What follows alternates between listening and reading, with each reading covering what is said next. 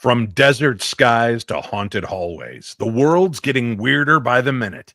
This week, mysterious lights swirl over Texas. Bigfoot howls echo through the Alaskan wilds. And a rock legend claims his newest hit came from beyond the grave. Meanwhile, AI might be channeling the dead. Ghost tours are back aboard a haunted ship, and Zach Bagans steps inside a house that helped define horror itself. Glowing rings, shadow figures, and Nessie's latest cameo. It's all happening right now. This is the Paranormal 60 News, and we are the only news you need to know from the only team you can always trust to drink and have fun.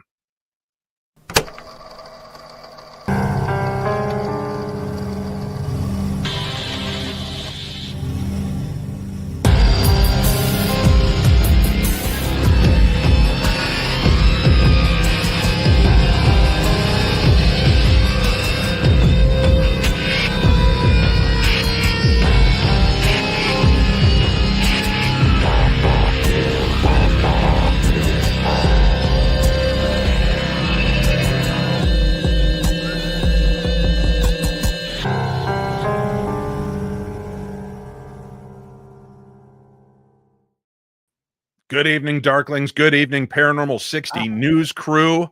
I know, we're all here together like that. I'm scared. Boom.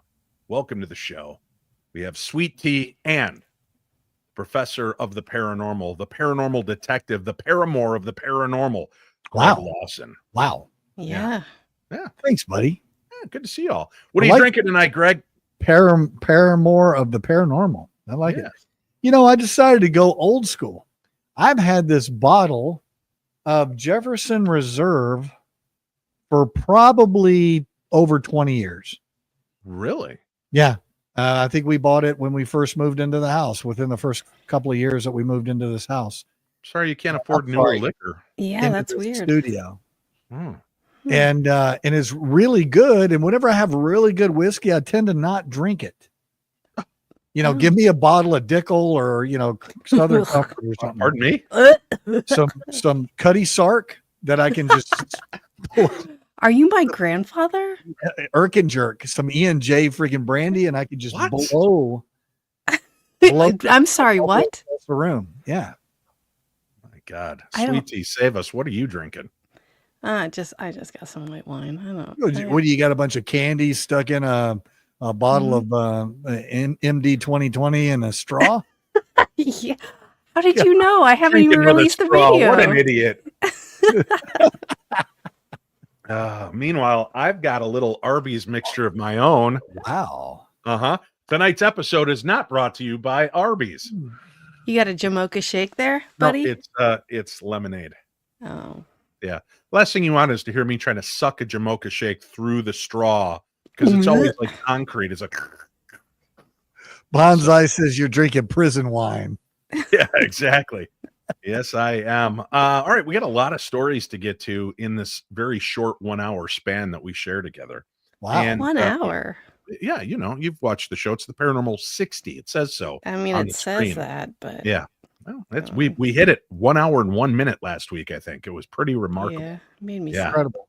We're getting good. So let's jump right in. We've got some interesting news popping up from around the world. The UFO Watchtower is celebrating 25 years of extraterrestrial encounters. Tonight, we begin by taking a trip to the San Luis Valley in Colorado, where the UFO Watchtower is marking its 25th anniversary. It's a quirky little roadside attraction established by Judy Messeline and has become a hotspot for UFO enthusiasts and curious travelers alike. Originally started as nothing more than a joke, the Watchtower has since become a very serious site for those seeking unexplained phenomena. Over the years, visitors have reported numerous sightings of cigar-shaped objects and mysterious lights in the sky. The area is also known for its alleged paranormal vortices, and that's just adding to its mystique. To commemorate the milestone, the Watchtower hosted a special event this past weekend, drawing crowds eager to share their own experiences and perhaps witness something unexplainable themselves. So whether you're a skeptic or a believer, the UFO Watchtower continues to be a beacon for those intrigued by the unknown. Have you ever been to the Watchtower, Greg, in Colorado? I have not. When you threw that picture up there, I thought it was a picture of someplace in India with all that trash and stuff there. Like, Wow. what? Have you seen some pictures of India? I'm sorry. Wow. No, That's not politically incorrect. it's What? pretty politically incorrect. Oh, let me send you some pictures, my friend. I don't know because I've fallen for that trick before, Yeah, right. and it doesn't look as good in I a didn't say anything sombrero about as you think a it does. person. Y'all just get over yourselves. What? Because the country is all filled with stuff. Yeah, I think every I'm gonna country send is. pictures. Oh my God. You are a treat tonight. Listen, the UFO Watchtower, 25 years strong, started off as a joke. It's now 25 years in. I understand that. My life started off as a joke, and I'm 57 years in. Wow. So, yeah. Cheers. Yeah. Fun stuff. Hey, Sweet Tea, Yeah. you got to go out and participate in the first event for Chris Fleming, his Yep. new coming out party, which was exciting and scary all at once, right? Tell us a Yeah. little bit about where you went. We went to the Stronghold Castle in Oregon, Illinois, and it was weird. Off the bat, I was like, there's no way this place is haunted. It's just some random summer home from some guy. So much activity. It was great. It Really? was What type of activity? not great. I mean, it was not a happy activity. Okay. It kept telling us it was a djinn, and it Oh. called a friend of ours bad names and told us to get out a lot, and it was great fun. Wow. What Yeah. was it? Was the friend Chris? No. Oh, because ghosts can be very cruel to Chris. I've been in many places where they have said some just bizarre things to him. And yeah. So you had this opportunity. It's a castle It's in a Illinois, summer home that looks like a castle. It is not a Oh. real castle. but it's like a summer camp now, isn't it? Yeah, it's a camp for called boys, those I believe. chateaus. It's a chateau. Well, Chateau. it was named castle. chateau. So Sweet Tea got to sleep on top, I was told. I don't want to talk about that. You were in a bunk bed that you had to cover with a shower curtain. Is that I understand? Listen, Was the bed a little this- sketch? This was a summer camp for boys. Who knows what's on those mattresses? Oh, I know. Greg, do you know? Well, oh yes. I don't know what you We're, said. we're well aware what's on those. So you put a plastic tarp, a shower curtain over Uh-huh. the bed. Yep. Okay. Yeah. All right. Listen, Did- you did you can't have be anything- too safe. Did you have anything weird happen in your rooms? Like did the paranormal make its way in there? Bed bugs? The weirdest thing that happened in our rooms is as soon as we got into those shower curtain covered mattresses, we passed out. We were so tired. It was just too much. We just went to Was sleep. it maybe the chloroform soaked pillowcases? It could be. I Yeah. don't The know. gas that they were pumping into the room? It could be. Now, I our don't- buddy Chris Fleming, as many of you know, and maybe some of you newbies do not know, Chris has been dealing with cancer for the better part of the last year. It came on fast and furious, and he was told he really only had about 4 to 6 months to live. Things progressed. It got to the point where he was told he only had a few weeks to live. We had an outpouring of prayers and did some charity auctions to help raise money for him. And the cancer reversed itself, became something that was treatable, a form of leukemia. They began aggressively treating the leukemia, and it is now in remission. It's gone. However, he is still dealing with lowered immunity and some of that. So we're waiting for this buildup, but he no longer needs chemotherapy, which is fantastic. So Yeah. that's your update. What did you? I mean, you got to see Chris in his element. Did he seem to be missing a step after coming back from cancer? I don't think so at all. He looked really great. As far as I know, he just finished his last therapy, like chemotherapy or some sort of therapy. So he was a little bit weak, but I was so blown away by how well he looked. I was expecting just weak and he looked fantastic for what he has gone through since he was diagnosed. So big ups, Yeah. big prayers. He's got a big fundraiser in May. I think it's May 17th. Everybody go pay attention to that and give him some love because listen, he's been out of it. He hasn't been able to do anything.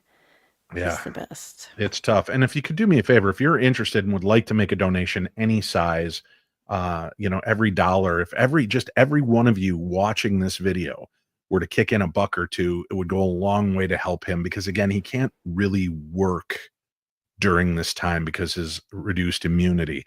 He was very, very cautious at this event, but being a medium is his full-time job, being this work, it's been extremely tough on him. So if you're willing to make a donation, or perhaps you'd even like to buy some of his art from his Etsy shop, you can reach out to me, Dave at paranormal60.com. I'll send you the link to both his Etsy shop and to his GoFundMe. And if we could just keep helping for a while longer to get him through this, it would be greatly appreciated. Right now, he has it on his cycle, and his doctors think that by the end of 2025, he will be right as rain and back into the working world and back to life as normal. So, again, if you could consider making a donation, it would be great. Please do so by emailing me, Dave at paranormal60.com, and I will send you a link. All right, Greg, that's your real name, Greg. Hey, buddy. You have the next story, buddy. Texas is kind of crazy this week. 3 stories. Bang, bang, bang. What have you got? The first story. And right after the first story, I'm going to have to pop off for a second and get my motorcycle in, because hail is coming. Do I not get to read a story? Yeah, there's hail like just a couple of miles from my house right now. So you get to read a story right after Greg reads his story. Yeah, Marfa Lights, man. Let's talk a little bit about Texas. The unsolved mystery shines on. All right, let me take you down to West Texas, Marfa to be exact. Now, most of us have heard of the Marfa Lights. They've been showing up out there in the desert skies for over 100 years. Glowing orbs flickering in the distance with no clear origin. Tourists flock there hoping to catch a glimpse, and usually people step away from Marfa with a little bit of a story. They usually see something. But recently, things have gotten weirder. Over the past week, dozens of visitors and locals have reported an uptick in activity out there. We're talking orbs changing from white to blue colors and kind of an eerie orange. People are claiming that lights split into two, merge back together, and even move in formations like they're putting on some sort of a show. And it's not just 1 or 2 lights. Sometimes there's 6 or 7 hoovering together over the same stretch of desert. Vacuum? Yeah. One group of amateur sky watchers used thermal imaging at night, and the lights didn't register any heat. No heat at all. No flight signatures. Nothing picked up on nearby radar. Nothing. So they're not drones. These aren't car headlights bouncing off of something, as scientists have tested this theory and tested it over and over into the ground. So what are they? Locals have their theories. Some people think they're ghosts. Others think they're Earth energies, UFOs, time portals. And you know what? After seeing how much tech has not explained them, I'm not ruling anything out. One thing is for sure, Marfa Lights are back. They're weirder than ever, and they're not camera shy, Dave. They're not. Well, Greg, talk to me a little bit about the Marfa Lights. I mean, obviously you're interested in UFO phenomena. Do you think that this falls into the UFO craft type phenomena, or do you think this is more of a light anomaly? Is this more of like ball lightning, a natural thing? I would love to say what it is, Dave, but I'm getting hit with hail right now, and I got to go get my motorcycle. I'll be right back. All right, Greg, you go take off and come back Rude. when you're ready, I guess, Mr. Lawson. All right, sweetie, now you get to tell a story. Because, I mean, it was labeled number 2, so I was a little confused. Strange lights! Trail car near Big Bend. For this story, we will stay in West Texas on Easter night, April 20. A couple was driving back to their hotel in Alpine after a day in Big Bend National Park. They decided to take a detour through Terralingua and then up Highway 118. About 50 minutes into their drive, they stopped to stargaze under the clear night sky. But here's where it gets eerie. After resuming their journey, the driver noticed a peculiar greenish-yellow pill-shaped light following their vehicle. just about 20 feet behind. It wasn't a reflection or another car. This light maintained its distance and shape, trailing them silently through the desert night. They shared their experience on Reddit, and it's been stirring up quite the conversation. But the Some suggest conversation. controversial. Yeah. Listen, it's a portmanteau. Yeah. Everybody. Some suggest it's related to the infamous Marfa Lights, as previously stated, while others think it might be something entirely different. Whatever it was, it left them, and now us, with more questions. Back to you, Dave. So that's two stories back to back. Strange lights, strange weird phenomena. This pill-like shape. I've now heard multiple stories of this, where people are being tracked in their vehicles by like a ball of light. They've been in the pill shape. They've been round. Some of them have been almost like a flat disc that zips along at pretty breakneck speeds. It's been kind of strange. I know that you're the cryptid girl from Monsters Lounge. I've read about you online. So that's what makes me want to ask you this question. Sure. We just heard about the Marfa Lights, right? Yep. These strange light anomalies. We're hearing about this capsule-like thing that's flying along near a car. If these are not craft, what do you think that these light anomalies are? Oh, okay. If it's not a craft, Yeah. listen, if it's not a craft, it feels like a natural phenomena, like ball lightning or something. But even that seems like it's too strict of a box to put it in. I don't know. Like it Plus feels, the fact that it separates, they've seen them right. separate and move around independently, then come back together. I don't think, and I'm no physicist. I know it's hard to Is believe that because true? of my goatee. You'd look at me and think, Yeah, that guy looks like a physicist, but I'm I not. do. I don't know what it is. I think that I don't know. It's not a craft per se, but it's flying. It seems like it might be some kind of natural phenomena, but it's acting in an unnatural way. Yeah. It reminds me of the John Keel story of the Mothman prophecies in his book. I'm Like, sorry, the what? not the one that the other guy, not that one. You No, mean the Messages from Mothman by Greg No. Lawson? I Wow. don't.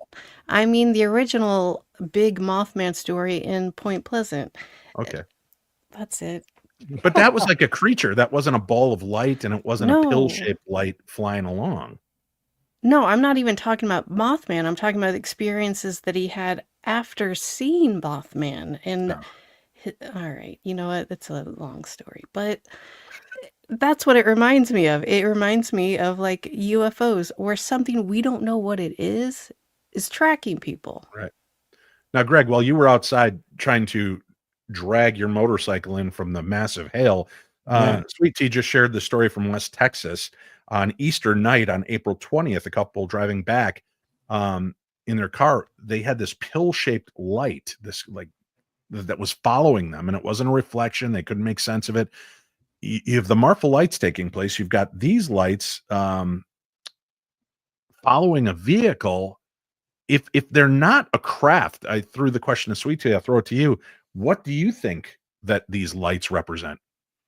Yeah. So it depends on if there's multiple people seeing them, and it's real world. It's live. It's not like on camera, or you're not looking through some sort of technology or something like that. Right. That's if you have multiple people seeing something like that, it's really hard to explain, especially if it's pace in your vehicle and it's, you're not able to look at it and say, well, that's definitely a drone. So it's hard to explain. Yeah, I mean, what do you do unless you're there? And nowadays, depending on what technology you're using and depending on who it is, whether you believe them or not, whether it's been faked or not. I mean, there's so much fake stuff out there now. It's really hard to determine. Why don't you know what you should do is connect? I should connect you with Bill Chappell. Yes, you should. And we should send you out to investigate the Marfa Lights using his laser microphone. He needs to do that. We need to do that. Wouldn't it be interesting if you could use the laser microphone to shoot the laser directly at the Marfa Lights? Would it bounce back? Would you get any sound? Would you get any kind of communication? That might be an interesting experiment to try, Greg. Would you be up for that if I could get Bill to work this out with you? Yeah, I used to do some stuff with Tom Carey and Don Schmidt. Whenever they couldn't make it down here to Texas, and they would send me out and do interviews for them. I would love to do something like that. I bet Bill could probably come up with several different experiments to run, and we could do controlled experiments out there and see what we could come up with. Very cool. All right, let's go to our third and final Texas story for this week. A mysterious ring has appeared over San Antonio during the pink moon. Keeping our focus on Texas, let's talk about something that lit up the Texas sky. It's got everybody buzzing. It was the night of April 13th during the pink moon when residents of San Antonio witnessed a peculiar phenomena, a glowing ring hovering in the sky. Multiple viewers reached out to KSAT News, sharing photos and videos of this mysterious ring and a flying object accompanying it. Some described the object moving slowly with a ring around it, while others noted it suddenly disappeared without a trace. So was it a weather anomaly, a drone, or something more otherworldly? As of now, there's been no official explanation, leaving the community and us wondering about the origins of this celestial spectacle. And what's interesting is you've got your meteorologists on the news that look at it. They can't discern. It's not a cloud type formation. It's not a weather pattern. They have not been able to pick it up. And they're, from my understanding too, using Doppler, using other radar forms, they were not able to ping it, whatever it was. Yes, Greg, you have an answer? Yeah. Do you want me to tell you? No. SpaceX launched on April 13th, and that's real typical of a SpaceX launch. Certain area, whenever they do the separation of the booster, it creates, you can imagine all that gas separating like that, and it creates this ring. And then, you see the rocket engines in front of it. Actually, we see that picture a couple of times a year in Texas, across Texas, depending on where they're launching from, whether it's Cape Canaveral or whether it's in South Texas. See, when we need the answers to astronomical problems, we go to the man who puts ass in astronomical, our own paranormal detective. And I don't want to ruin a good story, but you need to. We're here to report the news, and you're breaking news by telling us the truth. What's a better story for people to go, hey, what's that? Or humans created these rockets that are launching Starlink up there, and it's going to connect the whole world, and pretty soon we're going to be in each other's head. We won't even need to do anything. We're going to have chips on our heads. We won't even have to talk. It's going to be fantastic. No. You just pick up, you want a Reese's peanut butter cup at the store, you just pick it up and walk out of the store, and it automatically just takes it out of your head. It's great. Thanks. I don't like it. I might have messed that up a little bit, but you get the idea. And I don't actually. You've made it more confusing. So let's take a break. We'll be back. We've got more stories to share, including Ghost Adventures investigates one of Hollywood's most haunted locations. Is it cursed? Stay tuned to find out right here on the Paranormal 60 News. A vampire in Rhode Island? A UFO crash in Connecticut? A flying moose in Maine? A haunted bridge that calls your name? New England is weird. Really weird. Wicked Strange by Jeff Belanger and Frank Grace is your ticket to the bizarre. Ghosts, monsters, urban legends, and roadside oddities you won't believe until you see them. So pre-order now on Amazon. It drops September 2nd. Assuming the Black Dog of West Peak doesn't get you first. Let's get strange. Wicked Strange. Pre-order your copy now on Amazon. Wow. Wicked Strange. That sounds like a wicked good idea of a book, doesn't it? Wow. Yeah. Go pre-order that book right now. I'm also excited. Guys, I'm a little closer to the release of my second book. I know, it's so exciting. Yeah. I'm not doing another Theater of the Mind right now. It's another paranormal style book that I'm very psyched about. I've let Sweet Tea look at a couple chapters. Yeah. I'm excited about what I'm working on. I'm hoping I have no grandson next week, so I'm going to be focused on trying to wrap up those chapters and try to get it hammered out so that hopefully by June 15th, I can release the new book that I've been working diligently on. And I've just been informed that Greg Lawson is going to write the foreword for my book. Wow. Oh, who's Yeah. that? Wow. I mean, his wife Lynn told me she'll make it happen. So. Oh, good for I'm her. excited about that. I'm excited about it. I thought this was your third book. Well, the first book I co-wrote with Patrick Burns and Marley Gibson. Okay. So I don't, my first book was Theater Okay. of the Mind, Tales from the Darkness, which is available for sale now on Amazon, or you can order it right from my website at paranormal60.com. It's But amazing. this new book, I'm excited about. It's something, gosh, I can't wait to talk about it, but until it's ready, I don't want to, although keep watching my social because I might be dropping the pre-sale for it soon so that you can start doing the pre-order. So as soon as it releases, you will be amongst the first to get the copies of the book. So keep an eye out for that. Yeah. All right, Gregor. Hey, buddy. Let us go to the world of paranormal TV programs. What have you got? Paranormal TV. I'm willing to bet that most of you have not been kicked off of Zach Bagans' lawn, but who has? This guy. Yeah. Ghost Adventures investigates the infamous Poltergeist house. Now, shifting gears to the world of paranormal TV programming, Zach Bagans and his team from Ghost Adventures recently conducted their first ever investigation inside the house where the 1982 horror classic Poltergeist was filmed.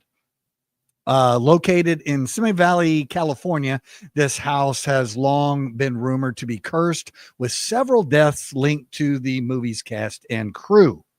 During the investigation, Bagans described the experience as surreal, stating it felt like living in the movie. The team employed artifacts from cast members to provoke spiritual encounters and interactions, culminating in chilling experiences, including communication with a spirit via an old television set, eerily reminiscent of the scene from the film. Come on. Yeah, imagine that. Bagans reflects on the investigation as one of the most intense of his career.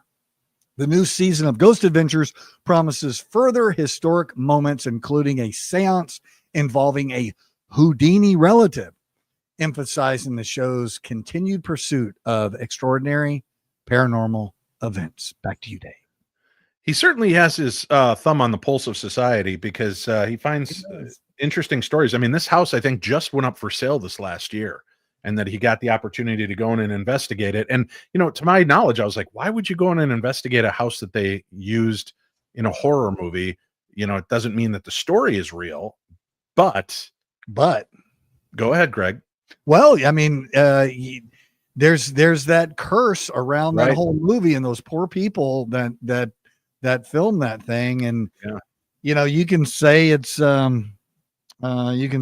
chance or fate or whatever, but I tend to err on the side of caution and use that as red flags, man, and just assign meaning to it and go, wow, what was that all about?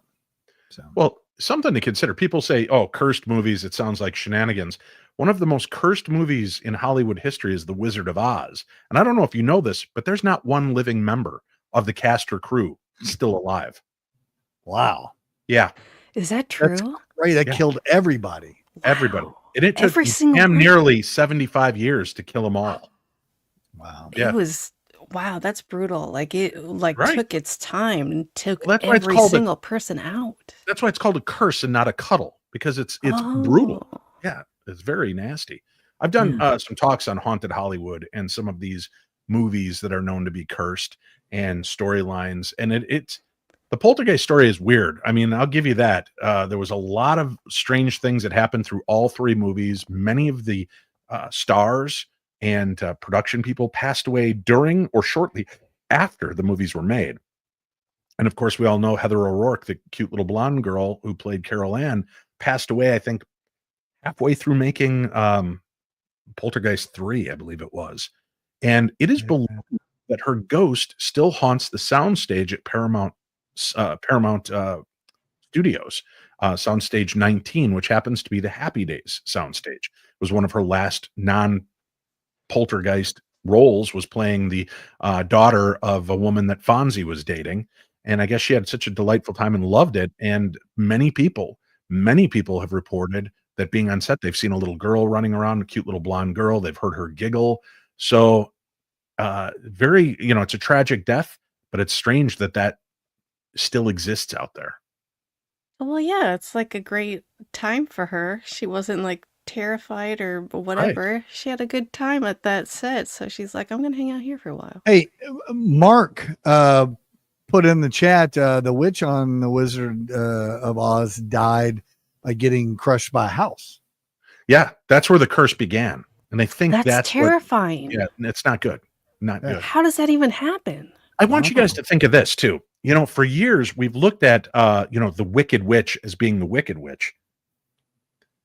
But what I think a lot of people forget is there is one other witch who might have been just a little bit more wicked and bitchy than all of them. And in a bubble, her name was Glinda, the quote unquote good witch. Now you're saying to me, Dave, what? How are you trying to turn this story on its ear? Well, I was reading on the interwebs, and they brought up a very fascinating point, because as we all know, Judy Garland was beautiful, very beautiful young lady. And yet during that scene, she says, "You're a witch? You're so beautiful." She goes, "Oh, only good witches are beautiful. Bad witches are ugly." And then she looks at Dorothy and she goes, "So are you a good witch or a bad witch?" Oh, snap. Wow. Man. Right? Wow. Chatty. Linda. Yeah. It's like brutal. Black. Do you guys know, this is one of my favorite, and it sounds weird to say it, but it's one of the movies that I find the most bizarre. Is there was a movie called Atuk, A-T-U-K, and it was this movie about this Eskimo who's kind of taken out of his own place in Alaska and ends up coming to like the big city. It's basically what Crocodile Dundee eventually became. But Atuk originally was set up for John Candy to play the role, and we all know John Candy sadly passed away much too young. The script then languished. The movie went on to hold for quite a while, and then it was given to a few other people. One of those people was Sam Kinison. Now, before we go too far, I know you're going to say, Dave, these were heavyset guys that were known to drink and do drugs, but Sam Kinison was actually clean and sober. Yeah, he had already beaten that beast back, and he was on his way back from a gig that he had done. I think it was in Vegas. And a car full of drunk kids swerved into him and hit him. Now, this gets kind of weird and cool. His brother reports this. It's not cool that he died, but Sam was overheard having this conversation with the sky, basically with God or whoever. And he's like, "No, what? No, but I don't want to go. No, I don't want to go." Okay. And then at the third he just closed his eyes and died. And that, I was like, wow, that's crazy. But Sam Kinison had been up for the role of Atuk. Then it languished again, and it went into the hands of a young Chris Farley. Wow. Now, this is where it gets even more bizarre. We understand what happened to Chris Farley. Very sad, very tragic. But Chris had actually asked a good friend of his to look at the script, because at this point in Chris's career, he no longer just wanted to be the fat, funny guy. And he felt like enough had been made of that, and he wanted to be more.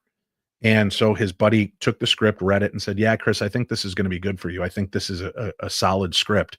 And come to think, I think Belushi was up for the role first, if I remember correctly, going back into the history. But anyway, Chris Farley had handed that script off to a very good friend of his, another SNL cast member who met a tragic end, and that was Phil Hartman. And I guess when they were doing the aftermath of cleaning and sorting out, the script for Atuk was sitting on his shelf that he had gotten from Chris Farley. So when you say there's not curses, man, I didn't know that last part. Yeah, Belushi, Candy, Sam Kinison, Chris Farley, and then Phil Hartman. That's wow. it makes you feel like there is something. And is it because they're going against, again, you're kind of making light of the Inuit and the native indigenous peoples of Alaska? Yeah. I don't know. It's very strange, but that one I can't wrap my head around. That one to me does really strike as a very strange, unusual curse. Yeah. Yeah, that I was. think I know some lines from that movie. Don't. I took matcha. I took tanda. I mean, No, stop. Don't. What is that from, Greg? That's not from that movie. Don't. oh, that's Caveman. That was Ringo Starr. Never mind. Oh yes, Zug Zug. So, Yes. I took matcha. I took tanda. Yeah, Wow, you are going deep, son. dude. I'm telling I you, don't that's like that that's movie. probably one of the best movies ever made. Top 10. I for disagree. me. Top 10 for me of comedy movies. Go watch it. Caveman, Ringo Starr. Boys love huge piles of dung in movies. That's what I'll say. We do. about That is, yeah. If Mhm. there's a pile of dung, you can count on me, Chachi, Greg, and the Colonel. We're gonna get together and watch that movie. Doing a cannonball right in it. Yep. Oh, floop, right into it. Diving it's so warm. head first. It's warm and you it's know inviting. what? If it's You know cold what? Like outside, steak from the inside. if it is cold outside, you snuggle up in there. Mm-hmm. Yeah, we learned that lesson thanks to Han Solo. Am I right? Yeah. Yeah. All right, Sweet Tea Mm. and her cheap wine. Mhm, You have the mhm. next story. Where are we going? What's the story? What's up? Listen, Uh-huh. Echolite AI, Ghost in the Machine. Here's one that'll make you rethink your relationship with your devices. There's a Japanese tech startup called Senshiro Labs that has developed an AI called Echolite. The idea is both touching and a little unsettling. It's a Okay. digital grief companion. Feed it text, wine, voice memos, photos, and videos from your deceased loved one. And it builds a conversational avatar that mimics how they'd talk. It was supposed to be a healing tool, but now it's bordering on the paranormal. This past week, users started reporting strange behavior. One woman in Osaka had created an Echolite avatar of her late husband. All the uploaded material was from his online life. Emails, social posts, that sort of thing. But the avatar started mentioning a childhood nickname that was never typed anywhere, ever. It knew about a ceramic turtle they buried in their garden as kids. She broke down crying, said only he would have remembered that. Another user says the AI referred to a note left in a box of Christmas ornaments, one that he didn't even know existed until he went digging after the message. Developers are trying to explain it away. They say, maybe it's extrapolating data or combining sources in unexpected ways, but even the engineers are reportedly uneasy. Look, I get that AI is smart, but knowing details it wasn't given, knowing emotions it never saw expressed, that's not just code. That's something else tapping in. Maybe someone's trying to reach back through the machine. Back to you, Dave. Well, we've been talking about this for quite a while, and I guess I'm not surprised, but it makes sense because if spirits can communicate to us via things like an SLS camera or the Spirit Box, the SB7, or any of the myriad of tools and toys that are out there, the Oalis, the concept is the spirit is learning how to manipulate the energy to respond to you. So why wouldn't it use an avatar you've created with its voice? I mean, it's an incantation. You're calling it forward. Absolutely calling it forward. You are putting so much intention into that without even realizing it. Of course it's going to come forward. Of course it's going to be like, listen, the treasure is under the desk after you tape a thing, and then you just got to get in there. Of course you're going to get that. What are you doing? Why would the ghost talk like a mumbling buffoon who made no sense? Because it doesn't communicate well from the other side. I think somebody's trying to communicate through the other side on Greg's face. Did you just see the Yeah. A lot of you look lot like of- Pazuzu. there's a lot of lightning going on around here. Yeah, there I is. don't think that's what that is. Speaking of intention, Hey, buddy. I love audiobooks. I love autobiographies of celebrities. One of my favorite is Red by Sammy Hagar. And Sammy I'm listening to it just to learn more about rock and roll in the 80s and what it was like to step into the very big shoes left behind by Diamond Dave to become the lead singer of Van Halen. And I was really kind of surprised that throughout he sprinkles all of these paranormal stories and drops some pretty big bombs, like visited by the ghost of his father on the night that he died. He thought his father actually showed up, and he kind of ushered him out because they were not close. And then he found out his father died like hours away on a park bench. Very strange. And then he also claims he was abducted by aliens. Yeah, this is all straight from Sammy Hagar. Well, this week we've got a really fascinating story. Sammy Hagar's dream collaboration with Eddie Van Halen. All right, folks, hang on for this one. Sometimes the most extraordinary stories, they come from those unexpected places, like our dreams. And who better to deliver such a tale than the Red Rocker himself, Sammy Hagar? So just a few days ago, literally, I think within the last 5 to 7 days here, Sammy Hagar dropped a brand new single titled Encore, Thank You, Good Night. But here's the kicker.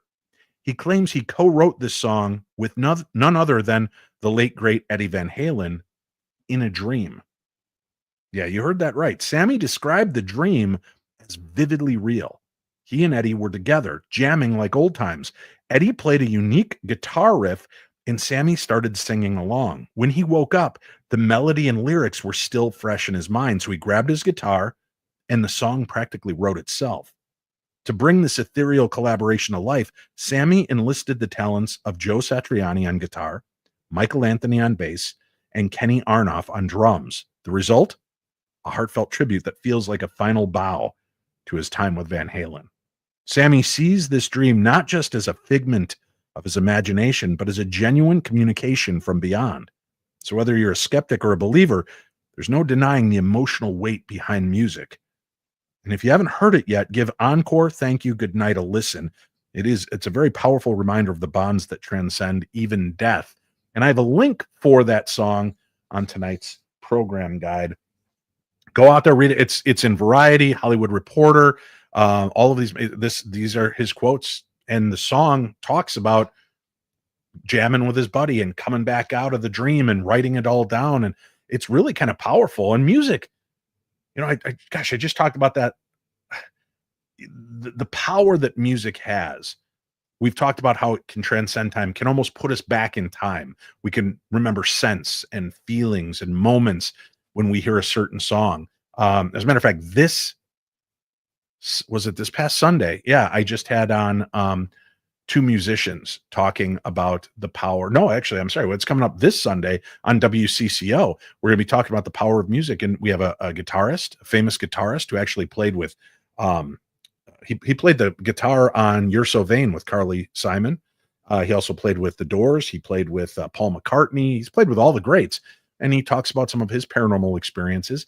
And we also talk with a drummer who has written a book called "Drumming Up the Dead," and he talks about his weird experiences in the supernatural. So I really like music. Life and afterlife seems to keep us bound together. But I don't question for a moment that he didn't have this visitation. We've talked about those on the show here. It's such a powerful, meaningful moment. That only seems like it would be a natural progression for them to come together and do that. I can't even imagine being in studio with Satriani and all those guys sitting there going, "Hey, we're gonna cut a song here." I mean, what do those guys talk about? Just hanging out in there, and I don't know. That'd be amazing. Well, Satriani's into UFOs and stuff. I believe he's big into that element. Yeah. All right, we have to take a quick break. When we come back, we're going to take a look at the cryptid world. There's a couple of very strange stories out there. We'll discuss those next, right here on the Paranormal 60. Oh, are you reading me? Come in. Hello? Greetings from the Shadow, and welcome to Shadowzine. My name is Jeff Belanger. I'm an author, podcaster, and explorer of the unexplained. For 30 years, I've been investigating the paranormal, UFOs, monsters, and things that bump in the night. Lately, you may have noticed how major TV networks and even social media networks have been pushing our favorite subject back into the shadows. I say good. That's why I launched Shadowzine, a monthly underground publication that covers your favorite topics in depth by some of the leading writers and researchers out there. If you're looking for 30-second TikTok clips, go somewhere else. If you're ready for a deeper dive, put down your phone and pick up Shadowzine. You can't find it in stores. This is old school print. Head to shadowzine.com and be part of the underground revolution. That's shadowzine.com, and I'll see you in the shadow. Did you know that radio just got a little extraterrestrial? That's right, Dave Schrader is back on radio with the Paranormal 360 every Sunday evening, 7 to 9 p.m. Central on WCCO AM 830, an Odyssey station. Just download the Odyssey app and look for the WCCO logo, follow the station, and listen live. That's the Paranormal 360 on WCCO AM 830, an Odyssey station. All right, we are back. And again, remember, this Sunday, you'll be able to tune into my program, The Paranormal 360, where you'll be able to hear that talk about music and the power of the paranormal. Speaking of power of paranormal, Greg Lawson, the paranormal detective, is up with our very next story. Hey, Greg, buddy. I yield the floor to you, sir. My goodness. Hey, let's talk a little bit about Bigfoot. Bigfoot's new beat. Alaskan howls stir the wilderness. Now we're heading out to the Kenai Peninsula up in Alaska, and it's got seasoned hunters sleeping with their lights on. It started about a week ago. Folks living near wooded outskirts of Sterling and Soldotna began hearing long, drawn-out howls echoing through the trees at night. These weren't wolves. They're not bears. Local wildlife experts have ruled out everything native to that region. Is this an actual photo? The what? No, as it says on the bottom of the screen, probably not actual photo. Oh, I can't read. Yeah. The sounds are low, deep-chested. One man said it sounded like a cross between a freight train and a dying moose, except it would move. He said it started on one side of the woods and ended up on the other, covering a few hundred yards in just seconds. A local, You say? Wow. Here we go. Yeah, have a sip. Okay. A local trapper Uh-huh. who's lived off the land for 30 years says he's never heard anything like it. He even put out an old school reel-to-reel recorder, nothing fancy. And that's when things even got weirder. The recording picked up not just a howl, but footsteps, heavy ones, bipedal, crunching over snow and snapping twigs. It paced back and forth behind his shed for about 3 minutes, then it vanished. And here's the real kicker. The same type of howl has been reported in two other spots near the Kenai Fords, nearly 70 miles apart. Same sound, same pacing on the same night. Is this Bigfoot? Some kind of unknown predator, a flesh and blood creature, or is it something stranger? All I know is the Great White North just got a whole lot louder. I'm going to play that audio now of the Bigfoot stomping around and the howls. Hold tight. Here we go. Whoa! Whoa! God damn. Already buddy there? Whoa! If you didn't have the actual audio, you could have just said that. What do you mean? That is obviously the actual audio, Sweet Tea. And you call yourself a cryptid host on the Monsters Lounge? I don't call myself that. Neither do we, apparently. No, Sweet Tea, you're up next. This is your chance to redeem yourself because it's another cryptid story. Oh, no. Come on, read it. Sit up straight. Enunciate to the back row. Come on. Not the boss of me. Mysterious creature spotted in Scottish Loch. Across the pond in Scotland, there's been a new sighting of a mysterious creature in Loch Ness. On April 26, a local fisherman reported seeing a large, dark figure moving beneath the water's surface, creating ripples and waves unlike any boat or known animal. He managed to capture a brief video, which has since gone viral. Experts are analyzing the footage, but so far, there's no definitive explanation. Some believe it's a resurgence of the legendary Loch Ness monster, while skeptics suggest it could be a large fish or debris. Regardless of the truth, the sighting has reignited global interest in Nessie, drawing tourists and cryptozoologists back to the Loch in hopes of their own encounter. Back to you, Dave. Yeah. We actually have some audio from that. Let me see if I can cue it. God. You can hear him swimming. Listen to him.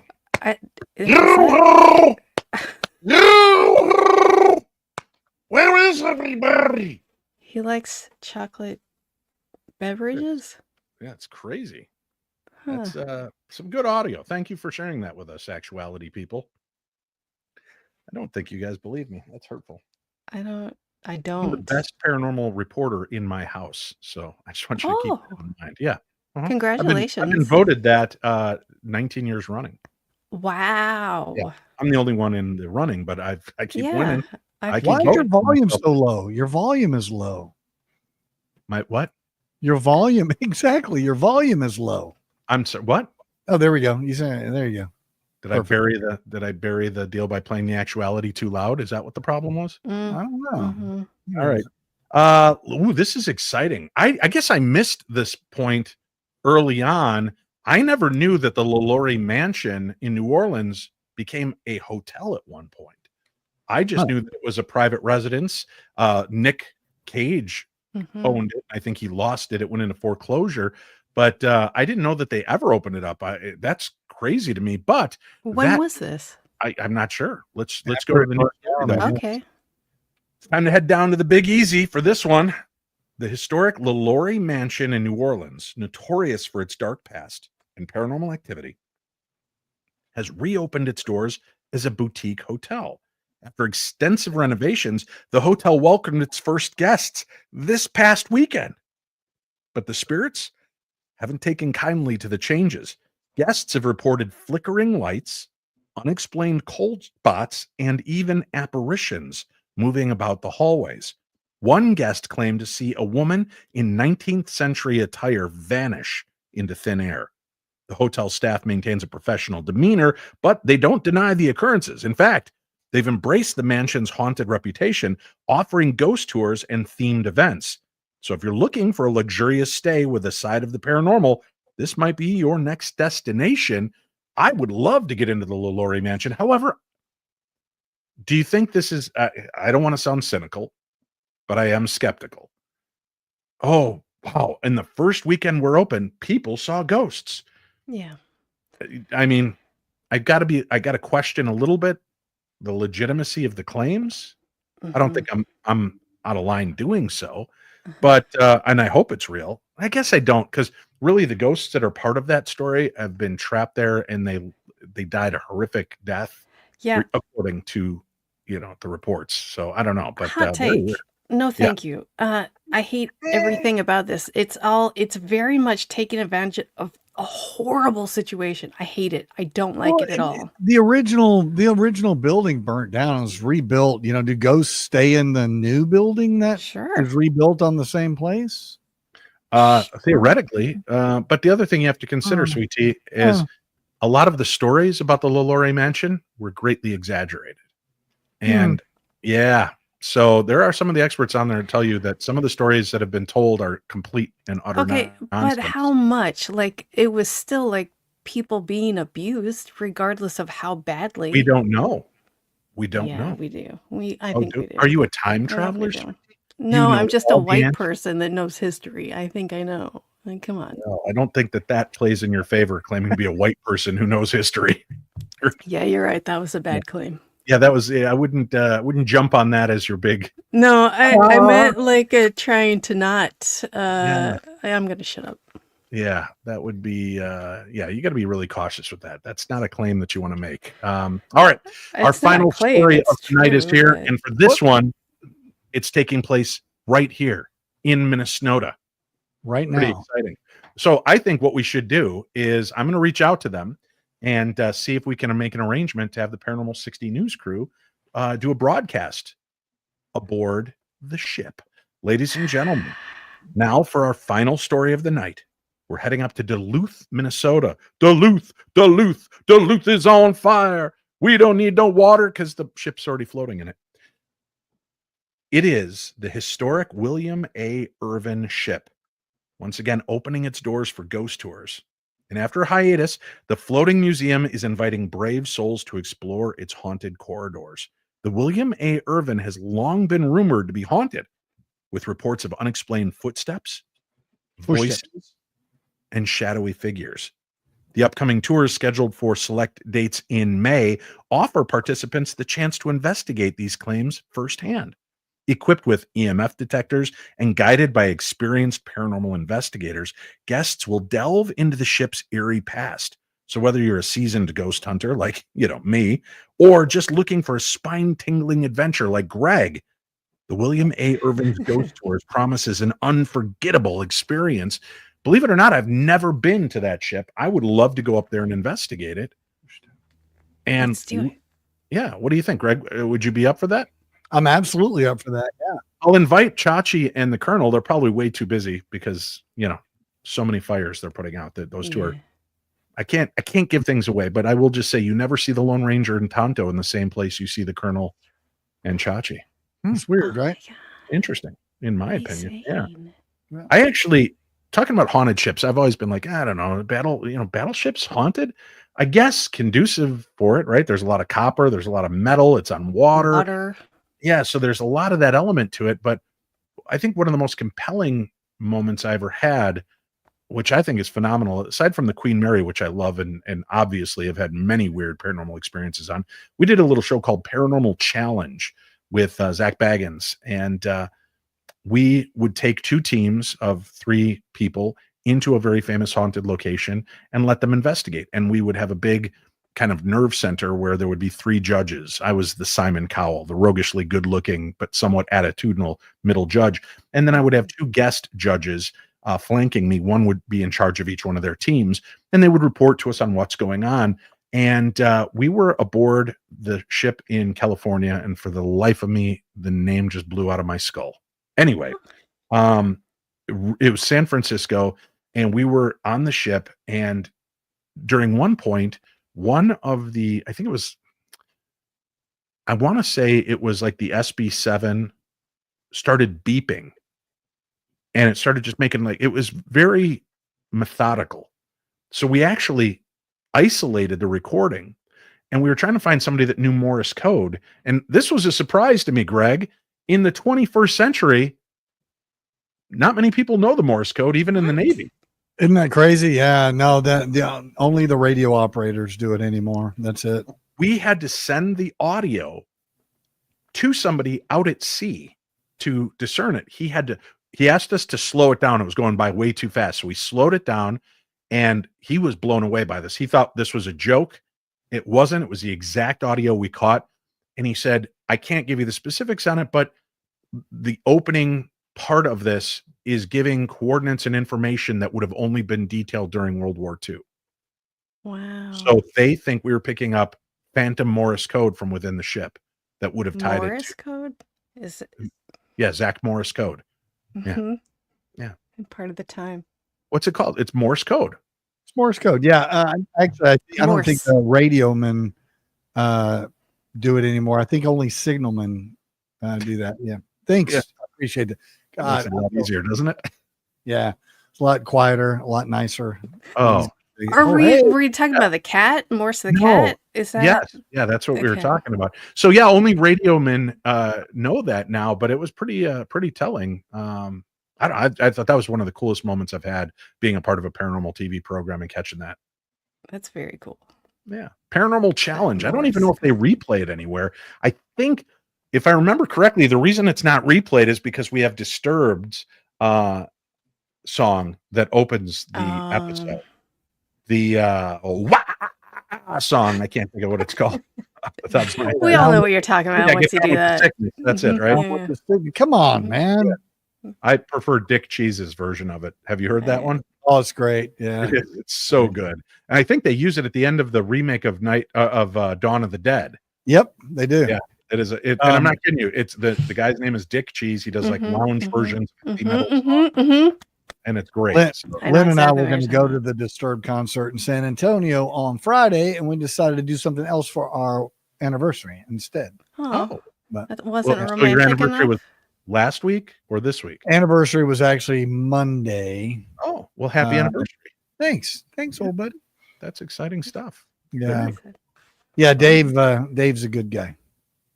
Thank you. I appreciate that. Yeah, I saw Disturbed in Minneapolis at a conclave meeting here. There was this big radio seminar thing, and they gave us free tickets. And I found out why they were free. They put us over on the side wall by the bank of speakers. Oh, I kid you not, Greg. I was maybe a foot and a half away from the speakers. And My head roared for 3 days. I had to put sound on all the time because when I'd go quiet, is all I could hear in my skull. do you not know about earplugs at shows? I'm a guy that has 11 kids. I don't know much about protection in any way, shape, or form. Oh, yeah. yeah. Those guys now don't have any speakers on the stage at all. Their stage is actually pretty quiet. But the fire that they have on the stage, that's real. That's hot. Roaringly hot, huh? Yeah. Well, speaking of hot, that's it. Another Wow. episode in the can, folks. Thank you, of course, to our buddy Greg and to Sweet Tea for joining us again tonight. And that's the news from the shadows, the skies, and deep within the Loch in Scotland. So whether it's ghosts in New Orleans, proving that rock and roll never dies, or lights that defy explanation, one thing above all is very, very clear. This world is far stranger than we ever give it credit for. So stay curious, stay skeptical, and stay tuned. Join me, Greg, and Sweet Tea next time as we continue uncovering the strange, the spooky, and the downright unbelievable right here on the very best in paranormal talk radio. I'm Dave Schrader, and this has been the Paranormal 60 News.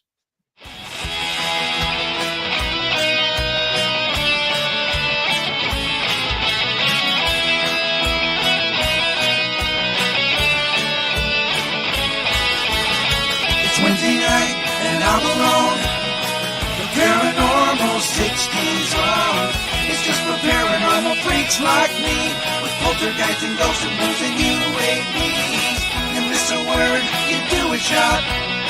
It starts to snowball and we laugh a lot. It's just like drinking with your TV friends. I'll be passed out before tonight's show ends, dreaming the aliens are taking me away. I'll go wake up till sometime late on Saturday. It's Wednesday night and I'm alone. The Paranormal 60's on. Schrader's on. Schrader's on. Schrader's on. Sweet Tea, Hachi and the Colonel and the Paranormal Detective. All we traders copy and they all will be directed. He's got protective bracelets and some crazy magic tricks. Even Scully cannot save him from the voice of Stevie Nicks. Schrader's on. Schrader's on.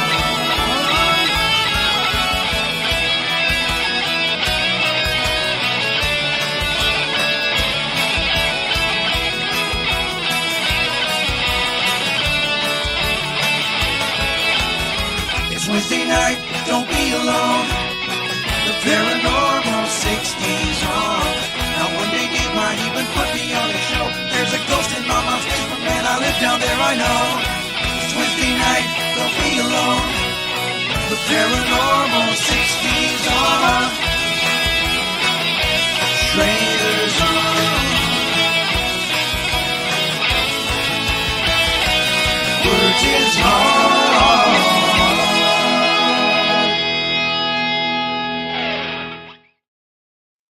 Thank you, Deb from SAC.